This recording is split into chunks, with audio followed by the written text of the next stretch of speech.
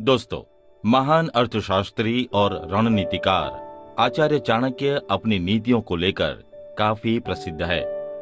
चाणक्य ने अपनी नीतियों के दम पर ही एक साधारण से बालक चंद्रगुप्त मौर्य को मगध का सम्राट बनाया था।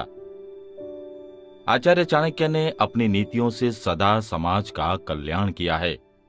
उन्होंने नीति शास्त्र की भी रचना की, जिसमें धन दौलत, परिवार, रिश्ते, दाम्पत्य जीवन, संतान, मित्र और शत्रु समेत सभी विषयों को लेकर सुझाव दिए हैं। दोस्तों, हमारे जीवन में अगर कोई संकट आने वाला होता है तो वह किसी न किसी तरह से संकेत देने लगता है।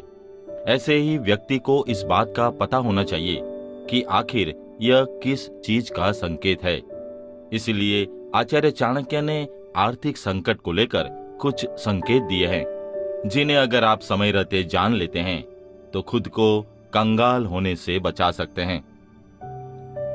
अपने एक नीति सूत्र में आचार्य कहते हैं, तुलसी के पौधे का सूख जाना, घर में कलेश होना, शीशे का बार बार टूटना, पूजा पाठ का अभाव और बड़े बुजुर्गों का तिरस्कार करना, यह आर्थिक संकट का संकेत देती है। आइए इसे विस्तार से समझते हैं। तुलसी का पौधे का सूख जाना।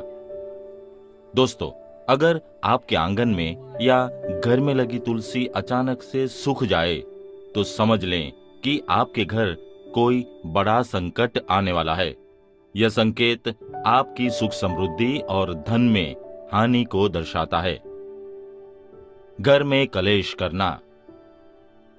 दोस्तों, अगर आपके घर में सदस्यों के बीच हमेशा लड़ाई होती रहती है तो जान लें कि आपके घर में कभी भी मां लक्ष्मी का वास नहीं रहेगा, जिससे आपकी आर्थिक स्थिति पर बुरा असर पड़ेगा। शीशे का बार बार टूटना। दोस्तों, आचार्य चाणक्य के अनुसार जिस घर में बार बार शीशा टूट रहा है तो समझ लें कि उसकी आर्थिक स्थिति पर बुरा असर पड़ने वाला है। इसलिए अगर घर का कोई शीशा टूटता है तो उसे तुरंत फेंक देना चाहिए।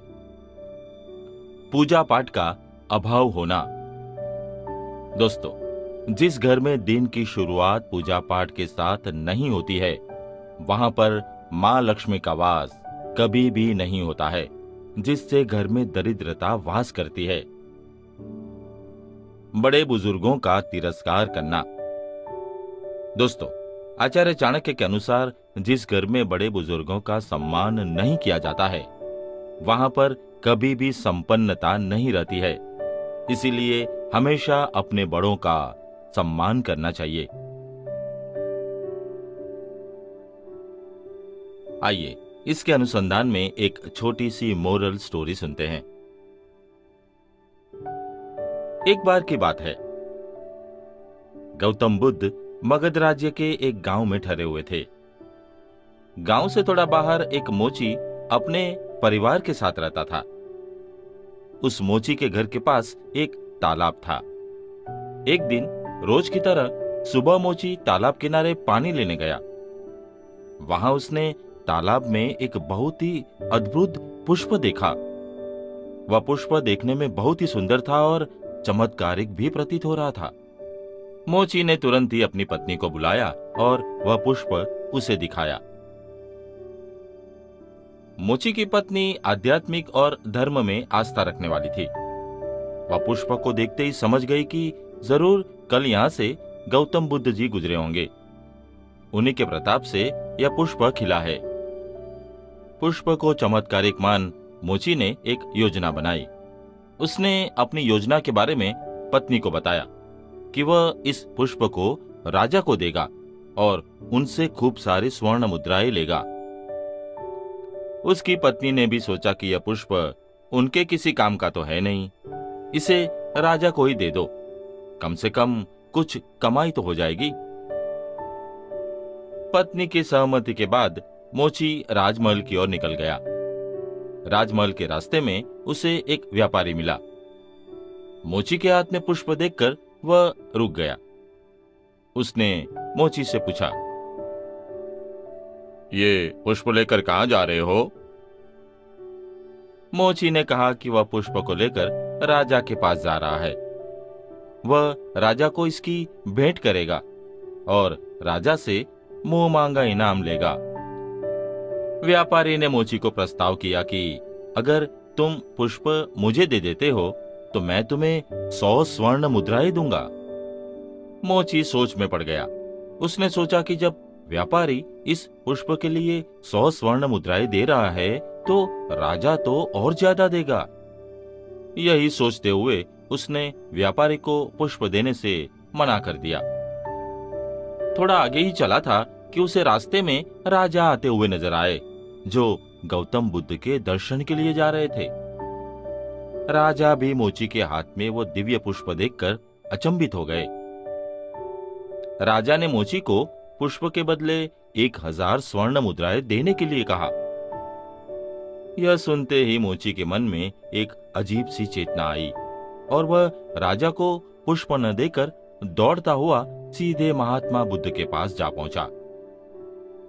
महात्मा बुद्ध मोची को देखकर हैरत में पड़ गए। उन्होंने मोची से पूछा तो मोची ने उन्हें सारी बात बताई। इसके बाद मोची ने वह पुष्प महात्मा गौतम बुद्ध के चरणों में अर्पित कर दिया और उनसे कहा कि पहले तो उसके मन में पुष्प को लेकर लालच आ गई थी, लेकिन अब वो समझ गया है कि जिसकी छाया पड़ने से ही एक पुष्प इतना दिव्य हो गया हो, अगर उसकी शरण में चले जाए तो जीवन धन्य हो जाएगा। इसके बाद वह आजीवन महात्मा बुद्ध का शिष्य बनकर रहा। दोस्तों, हमारी जिंदगी में हमें बहुत सी चीजें अपनी तरफ आकर्षित करती है, लेकिन हमें उनकी लालच में न फंसकर अपने ज्ञान का प्रयोग करके जीवन में सही राह को चुनना चाहिए।